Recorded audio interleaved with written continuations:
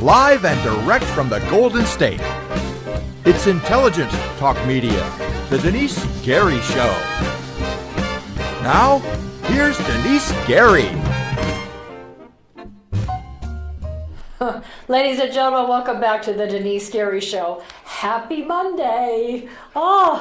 Anyway, hope you all got through what you needed to get through this weekend. I know weekends can be so super busy trying to get caught up on all the many things that you couldn't get done during the week. You know, it's just, do you ever feel like a little mouse just running around on that wheel inside that cage? Anyway, instead of ending the show with some good news, I wanted to start the show with some good news. I thought this was actually exceptional on the part of the president. I just read and also heard that the President of the United States of America has just signed the country's largest wilderness preservation legislation. Wow. Did you hear that, Democrats? Did you hear that, people on the left? That's right. A Republican president. I hope that all of you will just take everything that you hear on this show today and just say to the Democrats, say to the leftists, say to those liberal progressives, isn't our president doing a fabulous job? This president just signed the country's largest wilderness preservation act in a decade. Wasn't Obama? Obama was in office for how many years? That's right, 8.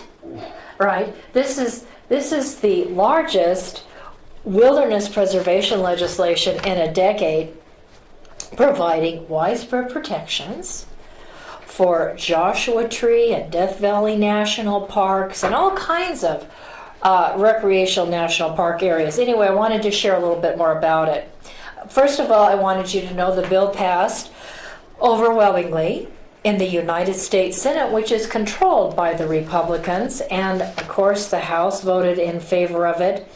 I wanted to say that the legislation, it says, creates recreational benefits and added security to visitors. That's nice. Added security to visitors sounds good to me. So increased recreational benefits, such as, I think I read something about hiking, horseback riding, bike paths.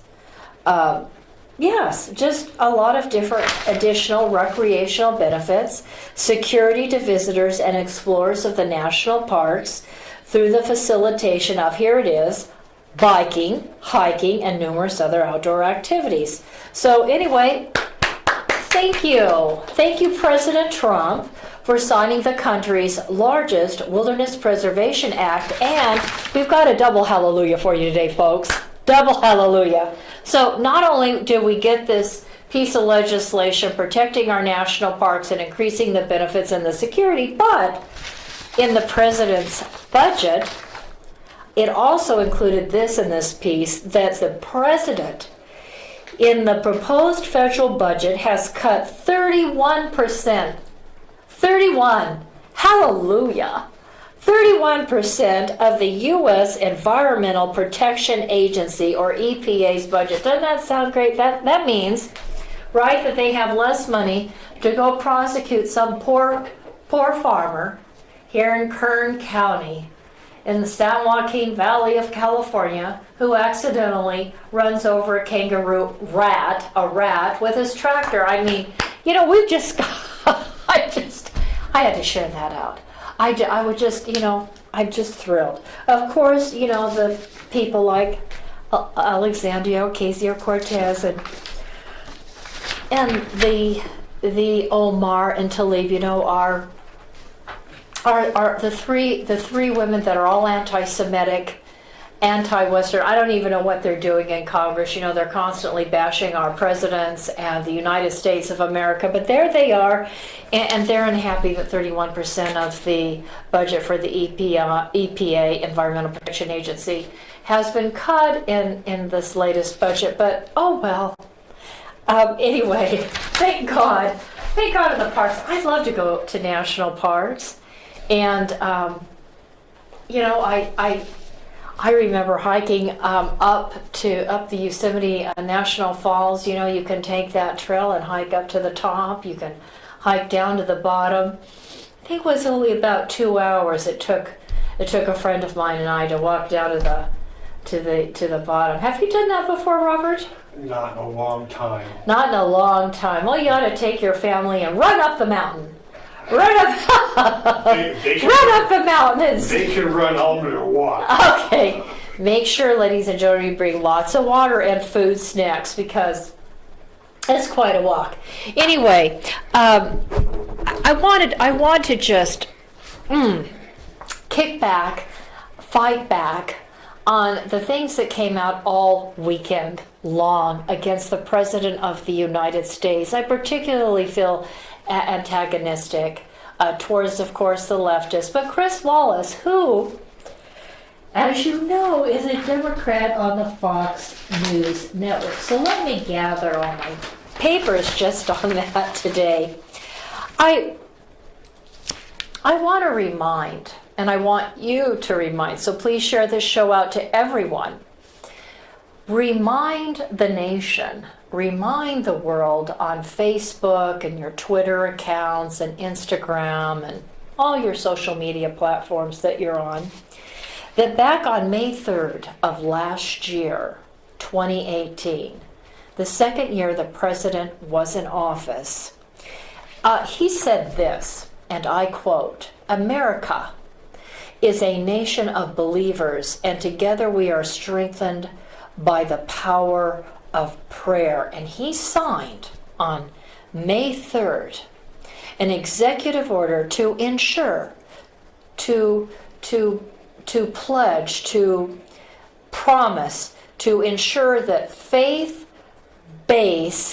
and community organizations, faith-based organizations and community-based organizations that form, he said, the bedrock of our society, have strong advocates in the White House. So the president signed an executive order back on when? May 3rd. Quote, "Establishment of a White House Faith and Opportunity Initiative." Do you remember that? I think I talked about it on this show last year in May. But let me just real quick for you recap the highlights of the executive order from last year about establishing a White House Faith and Opportunity Initiative. One, it was to provide recommendations to the president affecting faith-based and community programs. Two, it was to provide recommendations on programs and policies where faith-based and community organizations would partner to deliver more effective solutions for the poor, to provide help, recommendations for the poor. Which isn't welfare, which is what AOC and Tlaib and Rashid and all the anti-Semites in Congress, what the Democratic Party supports. No, this is recommendations on how to help them raise up out of poverty, their low income status, get to the next level. That's how this president is thinking. He's not thinking, okay, let's tax hardworking middle class and upper class people that are working night and day. Now the president's thinking, let's not tax these people right into the ground. No, let me form a group that will provide me recommendations on programs and policies that can deliver more effective programs to reach the poor and lift them up, so they don't have to be on welfare and set a poor example to their children. What a concept Thank you, President Trump. The other thing that this initiative provided was to apprise the administration of failures by the executive branch to comply with religious liberty protections under the law, and to reduce the burdens of those that are trying to exercise their religion freely. Wow! You never heard that under Barack Hussein Obama. No, because there is no religious freedom in Muslim countries, in Muslim communities. No, you want to get your head sliced off? Go ahead. Go from being a Muslim in Libya to being a Christian. Try it someday. See how you like it. Try being a Muslim in Saudi Arabia to converting to Christianity, or God forbid, Judaism. Try it. See what happens. Try to convert in Jordan. I know Brett Baer is always getting the king of Jordan on as if he was some saint we all needed to bow down and kiss his feet. Why not see what it's like in Jordan to convert from Islam to Christianity or possibly Judaism? Just see what happens. You'll quickly find your head rolling down the street there. Okay, that's what happens. Or if you don't get your head sliced off, well, the mob might just approach you. I've heard cases where the word will pass through the community of Muslim believers, and they'll hear that somebody's converted from Islam to Christianity, and they just go looking for them. They will knock door to door to try to find that Muslim that converted to Christianity. And when they find him, they drag him out and they'll beat him to death. Oh, yeah. Right. That's what happens. So, but in this country, in America, where we're not supposed to, speak hateful things at all, the president is saying, well, he wants to know of any failures by the executive branch so that he can reduce the burdens of people that are trying to exercise their religion freely. It says that the initiative will lead to a newly created position of advisor to the White House, Faith and Opportunity Initiative, and all executive departments and agencies that do not have Centers for Faith and Opportunity Initiatives will designate a liaison to the initiative. Anyway, that came out on May 3rd, 2018. Then we had, on October 2nd, we had the president sign into legislation a bill. So from May, June, July, August, September, October, 5 months later, the president is now signing a bill to protect religious organizations and their property against persecution. Now, one of the things that prompted that was the bomb threats to Jewish community centers across the United States. When I read people like, she wrote it in a tweet. Elon Omar wrote in a tweet. Let me see if I can find it real quick. She said something about,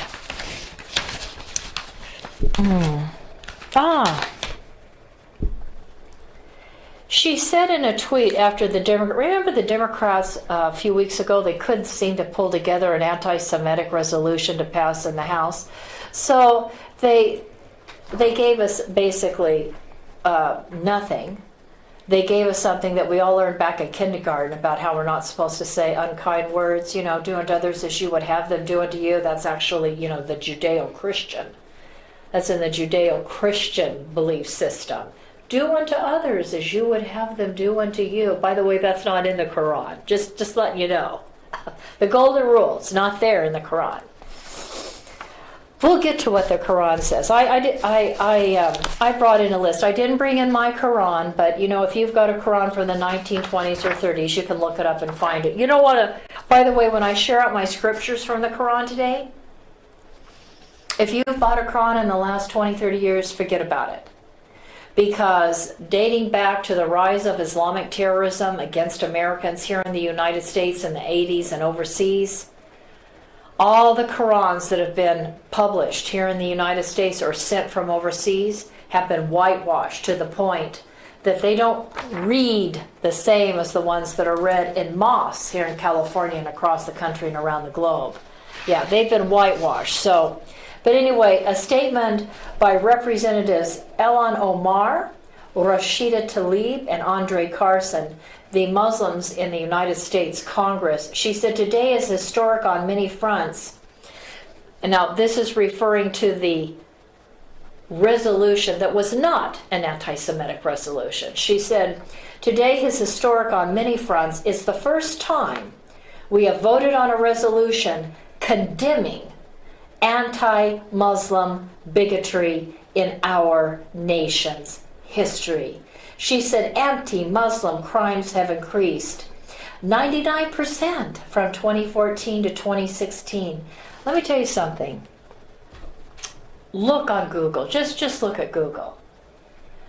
Muslim crimes in the United States are among anti-Muslim crimes. Anti-Muslim crimes are among the lowest in the nation. Anti-Muslim crimes rank down there with anti-Catholic crimes and anti-Protestant crimes. The largest number of hate crimes in the United States is directed towards the Jewish people. Yeah.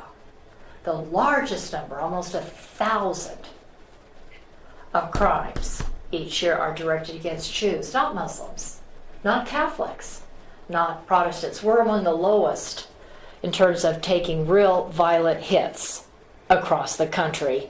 Ladies and gentlemen, not only has the president had his back put up against the wall despite his executive order to facilitate and help and support religious freedom in the United States of America, but signed a bill to protect them. And I'm not finished with that segment, but we've got to take a break. But when we come back, you're going to hear more of what you probably haven't heard anywhere else. You're going to hear a clip from Judge Jeanine Pirro, whose show was bumped on Fox News Saturday. You're going to hear from her, and you're going to get my analysis on it, and so much more. We'll be right back. You're listening to The Denise Gary Show.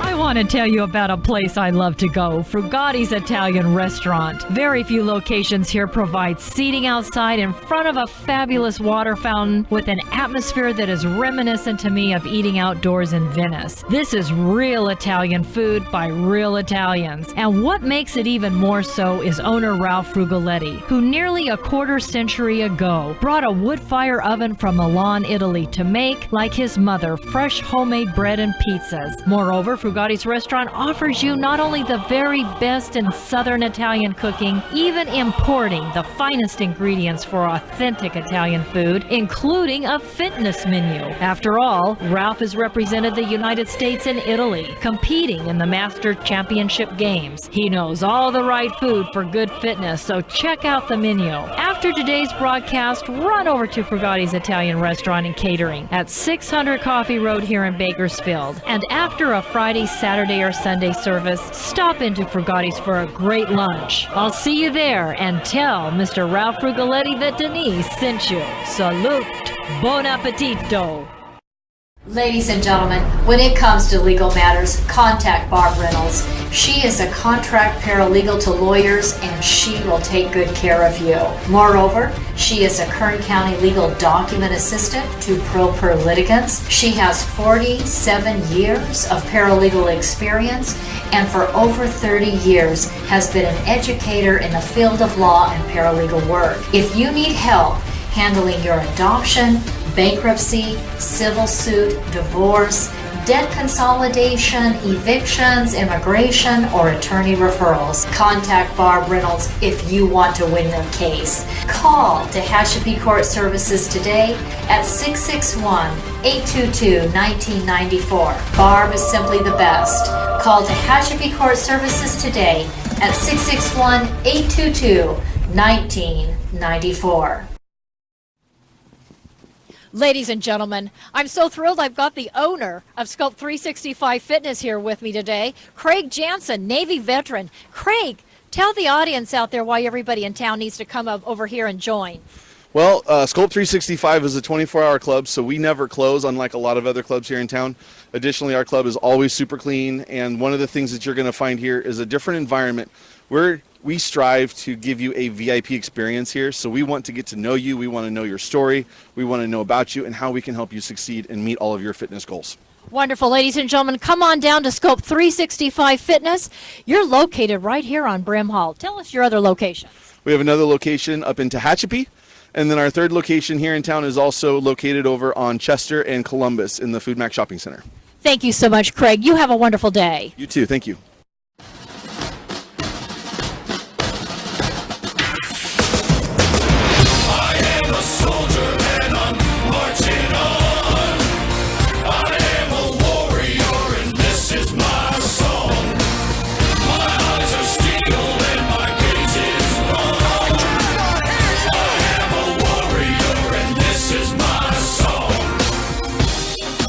I'm a warrior, and I'm marching on. Sculpt 365, your place to get fit for 2019. Ladies and gentlemen, they're having a special right now in March. It's 0% down, half off the first 6 months, half off every month on those dues. So I encourage you to call Craig Jansen. He's our Navy veteran. He owns Sculpt 365 Fitness.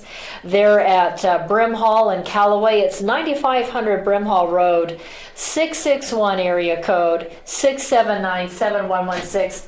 Let's support our veterans. Let's support veterans in business here in Kern County and across the state and across the country. Getting back to the backlash that the president had to withstand last Friday with regards to the terrorist attack in another country, in New Zealand. I mean, halfway around the world, and we've got Muslims in the United States, we've got Democrats and people on the left blaming the president of the United States. I know I played it for you on Friday. I want you to hear this again because I want you to really be clear when you talk to people on the left that Nahadawad, say it 5 times real fast, Nahadawad, then you'll have it right up here. National Director of CARE, the Council on American Islamic Relations. This guy, along with his entire leadership team, which has offices here in California and around the country, support the Islamic resistance movement, Hamas. Hamas is calling for genocide against innocent men, women, and children. So think about this. Nahadawad, Representative Elan Omar, Representative Rashida Tlaib from Michigan, Representative Andre Carson, Democrats, anti-Semitic Democrats are standing with people like CARE, who is their National Director on Islamic American Relations, standing with Louis Farrakhan, who calls for the destruction of white people, the annihilation of white people, and the Jewish people, the leader, again, of the Nation of Islam. I want you to hear Nahad Awad, what he said about the president being responsible, and then I want you to hear what's next. And we tell our community, do not be afraid and do not abandon your mosques. Not today. So I wanted him to stop it right there on do not be afraid. Did you pick up? You'll have to start it over probably, okay? Did you pick up do not be afraid? Do not be afraid to go to your mosque. This was in New Zealand. This was in New Zealand by a guy, an Australian young man who worked as a trainer in gymnasiums, right? Went from country to country, had a few dollars in his pocket, took jobs where he could find them as a trainer. And, he was upset. Sweden is now the rape capital of the West. He's upset about the fact that throughout Europe, the crime rate has increased as a result of, and this is not hate speech. I mean, people, could you get past your crap about, playing the identity card and everybody's a racist if they don't agree with you? Look at the statistics. Look at the crime reports. Last year, I brought in crime reports from the German police, from France, from Great Britain. Look at the crime stats. After an influx during the Obama years, because remember, Obama dragged his feet as ISIS began to commit genocide against Christians and Yazidis. Remember that? Yazidis were up on some mountain starving to death with their little infants and children. No water, no food, no medicine. Obama's just, I don't want to get involved. This is an Islamic terrorist group called ISIS, and we don't want to get involved. Meantime, we're hearing about, these people, Yazidis and Christians, that are being nailed to crosses and having their throats slit. So we had, and of course people were running. Even Muslims were running, right? Muslims were running because ISIS, if they didn't think you were Muslim enough, because there are secular Muslims. I mean, there are people that are Muslim in name only. Do they go to a mosque? No. Do they read the Quran? No. Maybe they celebrate the holidays. Okay, but they're Muslim in name only. So we all know people like that. They're Christians in name only. They're Jews in name only. I don't know any socialists or communists or Nazis that are name only. But anyway, you get my drift.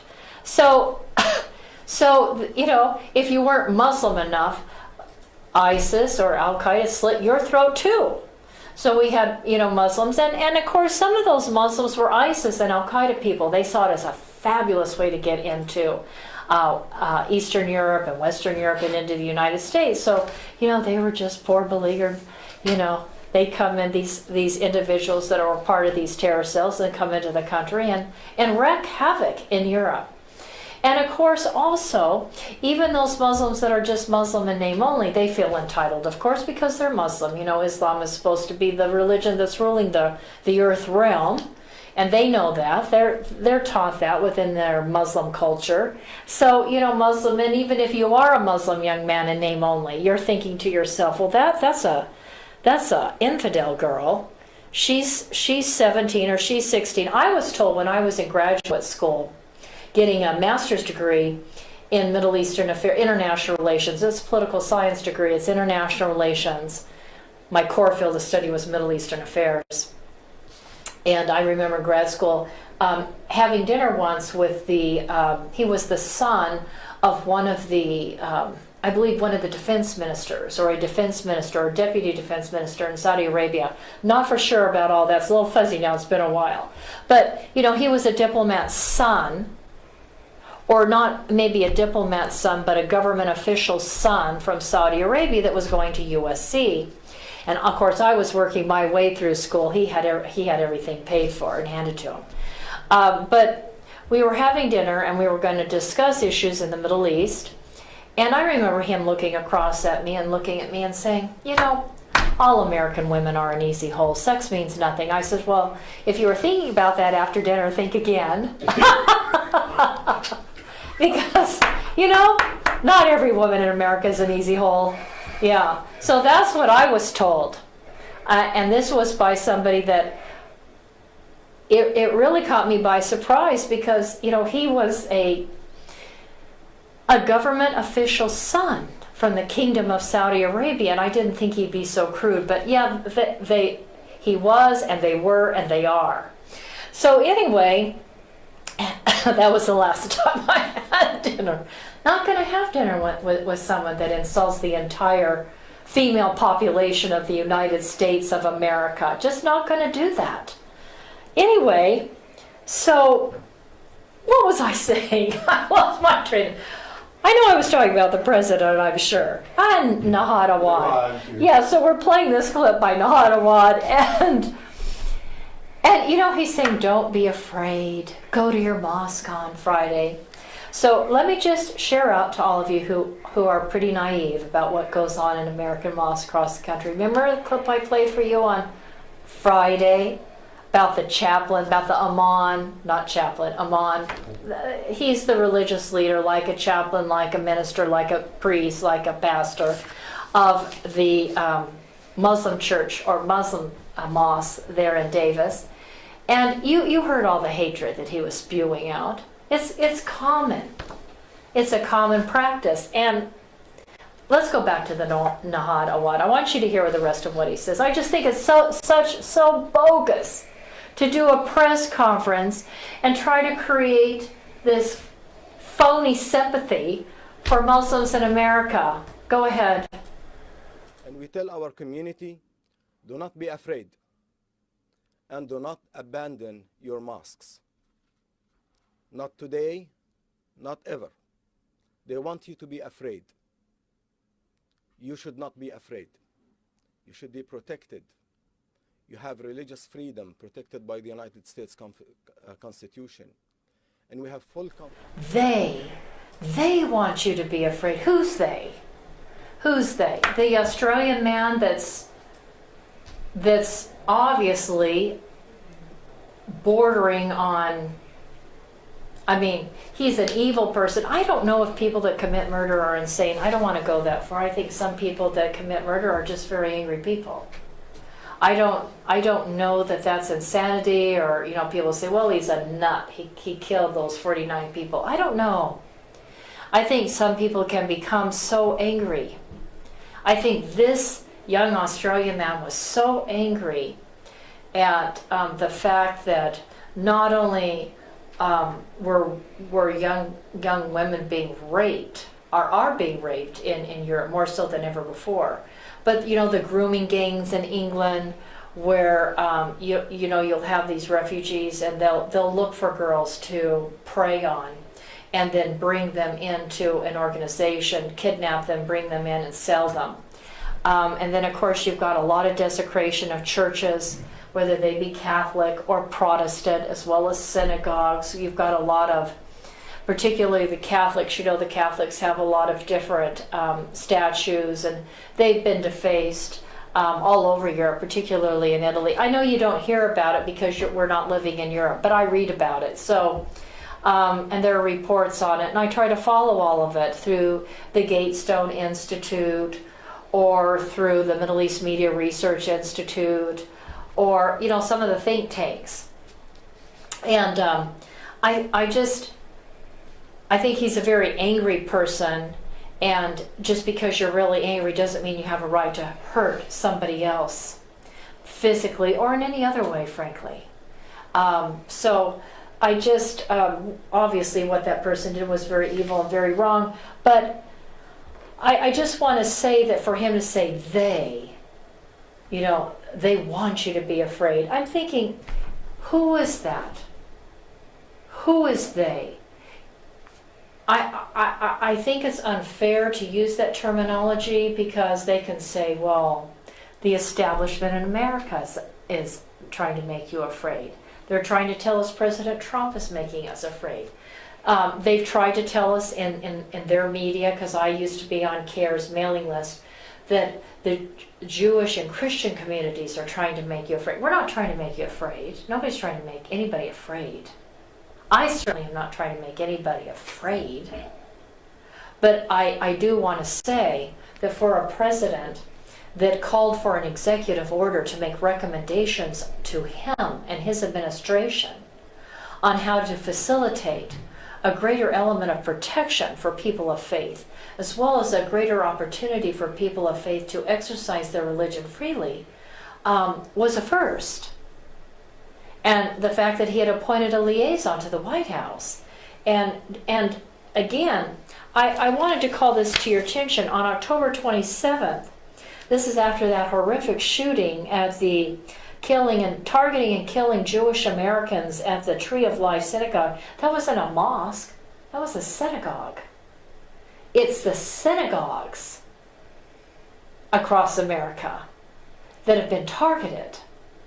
And I just thought, the president said, all of America is mourning over the mass murder of Jewish Americans at the Tree of Life Synagogue in Pittsburgh. We pray for those who perished and their loved ones, and our hearts go out to the brave police officers that sustained serious injuries. This evil anti-Semitic attack is an assault on humanity. It's an assault on humanity. It will take all of us working together to extract the poison of anti-Semitism from our world. We must unite to conquer hate. And then there's Omar, Representative Elon Omar from Minnesota, Representative Rashida Tlaib from Michigan, and Representative Andre Carson. There are these that are making it more normal, trying to normalize the delegitimacy of the Jewish people and of Israel. That's how hate crimes and violence starts. Go ahead and play the rest of that clip with Nahad Awad. By the United States Constitution, and we have full confidence in local and federal authorities to provide the necessary security and assurance for our communities to go in mosques and not to be afraid, not to be concerned about their safety.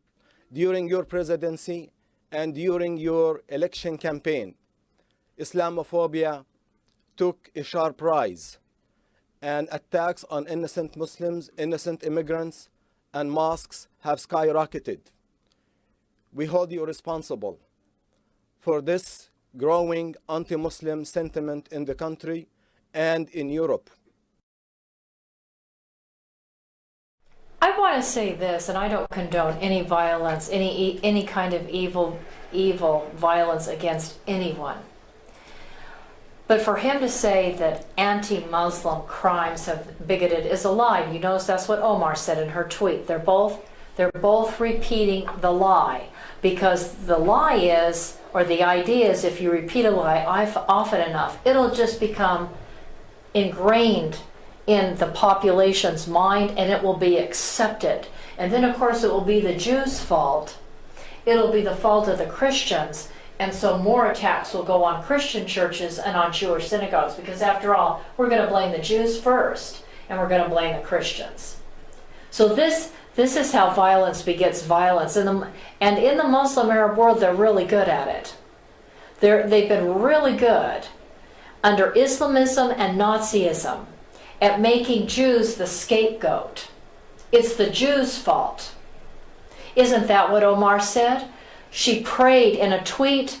She said, I pray to Allah that He will awaken America to Israel's hypnosis, that Israel, the Jewish people, were hypnotizing the United States. And may their eyes be open to the evil of the Jewish people. I mean, this is what she's saying, and I'm thinking, what evil?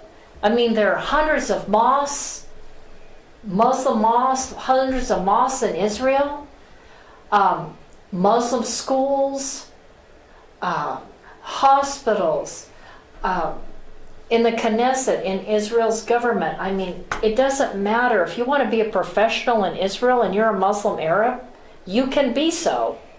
There's absolutely no problem, because there's freedom in Israel to go to school and rise to the top and pursue a professional career in whatever area you choose to pursue that career in.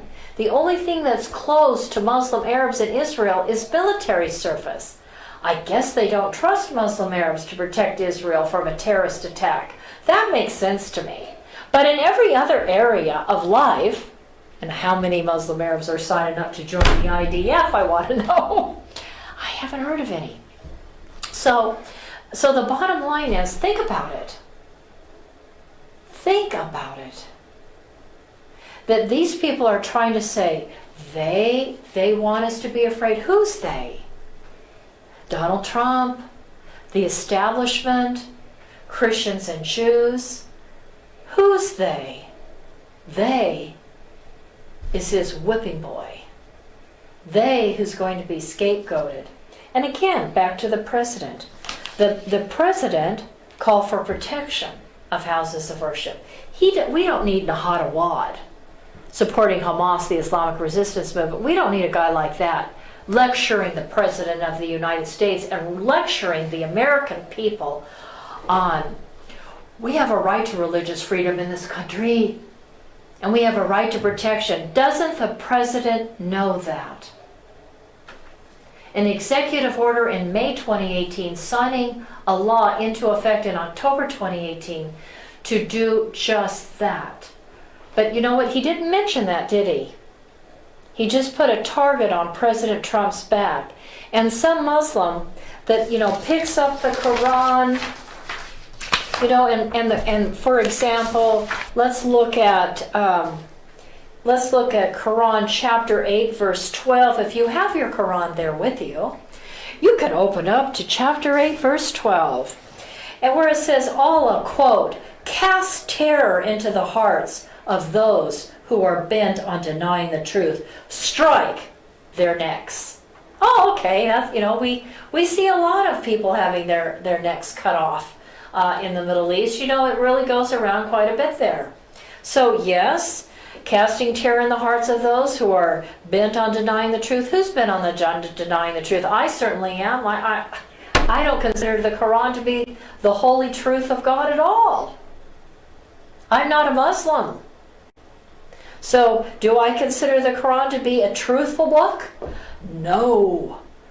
And I didn't read in the Bible where it said that Christians were supposed to run around and cast terror in the hearts of Jews and Muslims and Sikhs and Hindus and other people who are bent on denying the truth and strike then their necks. I don't read that. I don't read that in the Jewish Bible, the Torah. I don't read where Jews are commanded to run after Muslims because Islam wasn't established. Islam is a contemporary ideology that rose up by an illiterate out of the deserts of the Saudi Arabia, which was not Saudi Arabia at the time because Saudi Arabia didn't come into being until the 1920s under the British leadership during the British Mandate, period. However, during the 7th century, in the Arabian Peninsula, Islam was established. That's not hate speech. Those are facts. That's a fact. But, God isn't telling Christians and Jews to strike people, hit their necks, strike their necks, cut their heads off. Quran 9:5, in the Quran chapter 9 verse 5, Allah instructs his Muslim followers to kill unbelievers. To kill unbelievers. Anybody that doesn't believe in Islam is considered a non-believer.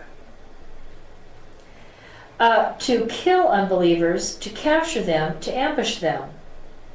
Everything, all this is contributing to advancing a holy goal. And the holy goal is to use jihad to strike terror into God's enemies. And I think that's interesting because there's somebody that's been on trial in Holland and in the Netherlands. There's a Dutch politician by the name of Geert Wilders who has faced trial. Well, he already faced it years ago, but anyway, I think it's over. But he faced trial for a film he produced called Fitna, F-I-T-N-A, Fitna, in which he talks about Hitler's Mein Kampf. What does Mein Kampf mean in German? My struggle. What does jihad mean in Arabic? Struggle. And Geert Wilders was an individual that served in the government, a Dutch politician. And he was really worried about Islamist attacks because there have been quite a few terrorist attacks in his country. And because of those terrorist attacks, he said, he felt that the Quran was in essence, a modern day equivalent to Hitler's Mein Kampf, because it's all about a struggle to defeat your enemies. It's about a code for living. So it's about jihad, it's about a code for living, it's about foreign affairs. Did you know that Saudi Arabia's entire constitution is rooted in the Quran? In fact, the first few lines of the Saudi Arabian constitution states that the Quran is their constitution. It governs their foreign relationships and their domestic relationships. Their civil and criminal. It's their civil and criminal code. They use that to adjudicate justice. That's why they have chop chop square. That's why they have people having their heads cut off in broad daylight, whether they be men or women or children, or their hands or other parts of their body. I tweeted out because, I thought this is ridiculous what's happening to President Trump, and the fact that Judge Janine had her show taken down on Sunday, I said, shame on Fox News. At Judge Janine is right to state hashtag Elhan from Minnesota embraces Sharia law. I mean, absolutely, we see this decision, the very fact that Elhan Omar wears a hijab, says that she is embracing Quranic law. I don't know why Rashida Tlaib does not, but they've been in America for years. Omar's been in America for 24 years. It's just absolutely ridiculous that Nancy Pelosi and other Democrats would defend her anti-Semitism by saying, she doesn't really know what she's saying. She comes from a foreign country. She's from Somalia. She just doesn't know what she's saying. Did you know Omar served in the state government of Minnesota as well? She was a state representative. She's been in America for 24 years. She's referring to Jews buying off politicians as the Benjamins. That's pretty sophisticated, I think. Anyway, so did we finish the Nahad Awad clip? Mm-hmm. So just, I want to juxtapose. I want you to listen to the President of the United States talking about rekindling the bonds of love, of what did he say? Of love, of loyalty, and memory of who we are as a people. A Judeo-Christian country, by the way. Go ahead, let's play that clip. This is the time to rekindle the bonds of love and loyalty and memory that link us together as citizens, as neighbors, as patriots. Rekindle the bonds of love, loyalty, and memory, who we are as a people. The Jews and Christians who settled the United States, who helped write the Constitution, they talked about how, for example, in the Declaration of Independence, it says all men are created equal. You say, oh, well, there was slavery. Well, okay. There was slavery in one part of our country. There was not slavery throughout the United States of America, either during our war for independence or afterwards. And so, in fact, Abraham Lincoln from the North, we didn't practice slavery up there. It was predominantly Republican, which is why we fought a war against the Northerners, fought a war against the Southerners, which was predominantly Democrat and supported slavery. Just let's get our facts straight. So I think it's important that the president, and this is what I'd like to say to Representatives Omar, Tlaib, and Carson, who seem absolutely driven to drive the Democrats into an anti-Jewish party. I want to remind you of the words of our Christian president, who said, on behalf of Jews and Christians and Muslims and Hindus and Sikhs and everybody else here in this country, he said, and he pointed out, that we need to rekindle the bonds of love and loyalty.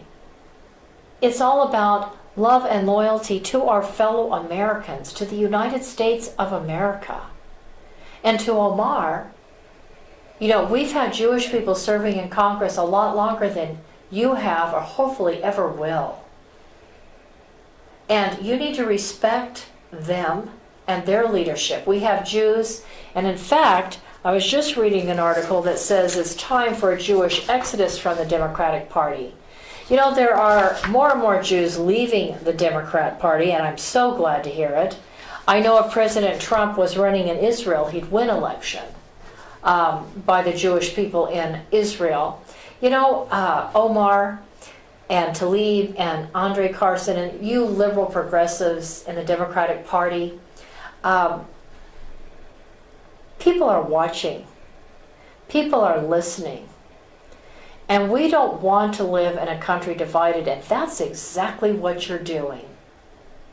And by coming against, Media Matters, a left-wing radical group coming against Tucker Carlson, coming against Janine Perot. Now our show was bumped this last Saturday. I don't know if we're going to have time to get to it. We'll try in the next segment. But what you're trying to do is shut down free speech in America, because now every time anybody tries to say anything about Islam, it's hate speech. And that, ladies and gentlemen, has got to end. We have got to be able to talk about communism, Nazism, Islamism, every other kind of Islamism necessary to preserve our way of life. You're listening to the Denice Gary Show. We will be right back with so much more.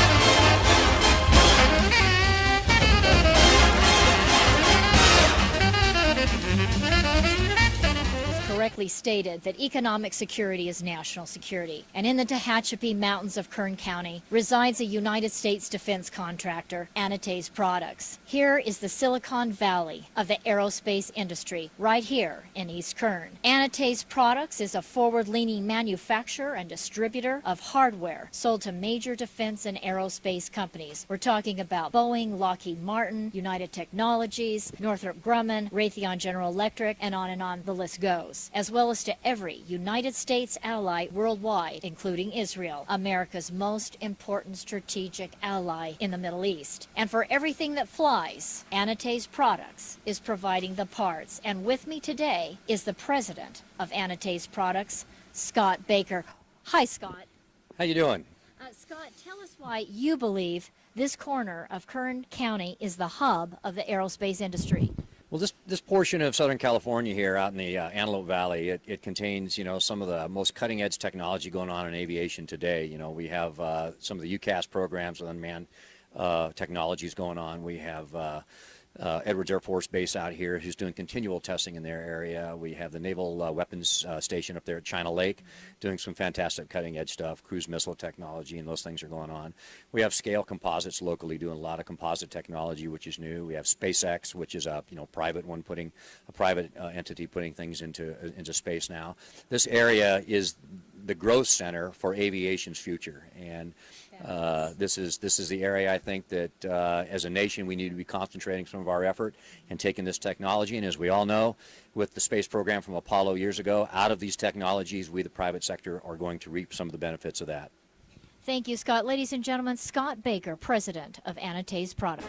Anates Products, located in the beautiful mountains of Tehachapi, California, in eastern Kern County, is home to some of the most innovative and specialized technologies in the world, including those at the U.S. Naval Air Warfare Center, Weapons Division at China Lake, Edwards Air Force Base, as well as Strata Launch, launching satellites capable of delivering multiple orbits in a single flight to space. And it is Anates Products that has provided the manufactured devices, and the president, Scott Baker of Anates Products, Marine Corps veteran, reactivated on 9/11 to monitor threats to the homeland, is carrying on a tradition of providing for the security of the United States by manufacturing every kind of fastener on anything that flies, as well as providing a full testing destructive laboratory. Contact Anates Products,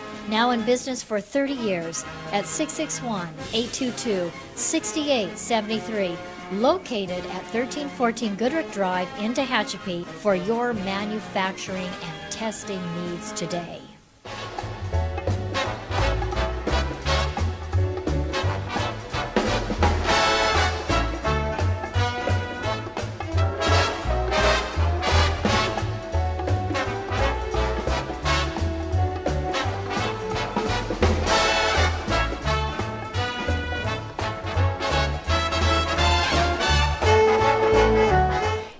say something else about Representative Omar. Going back to October of 2018, before the election that took her to Congress, and she became one of the first two Muslim women ever elected. Apparently, there were several questions that have followed her regarding her campaign finances. That should not surprise anyone. Gosh, this is going to sound terrible, but it's the truth. Taqiyya, which means, lying. This is lying in Islam. And of course, it's considered to be perfectly appropriate if it furthers your cause. Anyway, there's a lot of issues and concerns about campaign finances, the truthfulness under oath, and her marriages. Apparently, she was married to two people. It's called bigamy. And it seems as though she was married to her brother for a short period of time, and that she has perjured herself. And when she was asked about it, this is her response. She, playing the Muslim card, she says, we recognize how these folks are deeply invested in stopping a progressive, black, Muslim, hijab-wearing immigrant woman. We know these people are part of systems that have historically been disturbingly motivated to silence, discredit, dehumanize influencers who threaten the establishment. Who did she just dehumanize? Wow. Remember the clip I played? You don't have it ready, do you? I didn't ask you for it. The clip where she says that Donald Trump is not human. Remember that? Yeah. We don't have time. It's okay. But we played that clip, and she literally said that Barack Hussein Obama was human, even though he had bad policies. But white Christian Trump, let's play the race card, honey. White Christian Trump, he's not human. You said, what did she say? He was not human. One was human, the other wasn't. Right, he was inhuman. He was not human. So, playing the race card can work both ways, sweetie. And then I thought it was interesting, in sworn testimony on her divorce papers, she said that she didn't have any contact with her ex-husband, his name is Elmi, since 2011. And that she thought that he was in London somewhere and she couldn't reach him.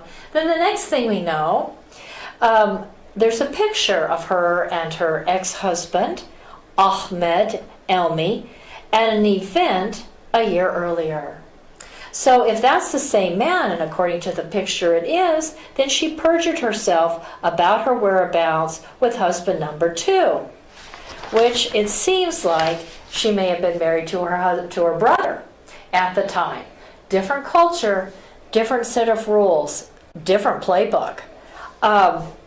Interesting. Let's follow up, ladies and gentlemen, on those campaign finances. Her lack of truthfulness under oath.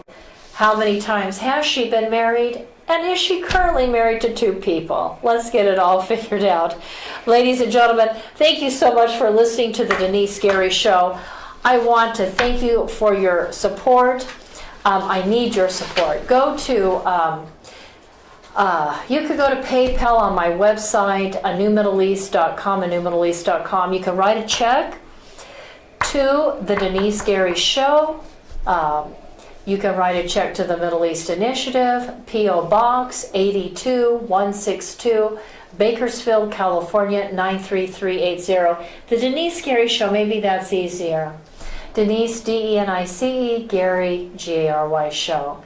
P.O. Box 82162, Bakersfield, California 93380. We really need your help. We're buying, all that equipment to finish up the studio. We need to be moving on from here, and so we look forward to hearing from you. Thank you so much for your consideration. Consider me your friend and partner in truth and justice. Marching forward. We'll see you tomorrow.